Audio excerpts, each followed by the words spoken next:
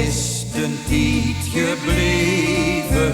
Ik geloof, ik was pas 7. Ik vroeg mam heel gedreven. Ik voelde dat ik het wist. Wat stik wat vrede is. En mam zag heel beslist. Het duister kerkepäörtje en mulke op die wang.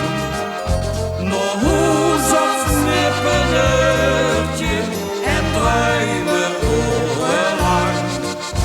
Dat bietje hertepien, als ze het niet bijeen zien. Dat was altijd al zo, zo zal het altijd zien.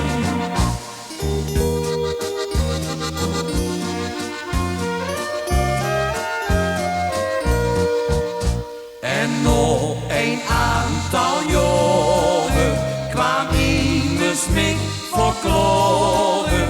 Ik ben verdrikt de woorden, zo klonk het aan mijn deur. Dus vroeg ik met een kleur, wat stelt ze dicht dan voor? Het duister kerkepäörtje en mulke op in wang. Nog hoe zo'n snippeneurtje en druimen orenlang.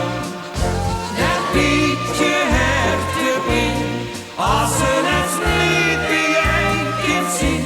Dat was altijd al zo, zo zal het altijd zien.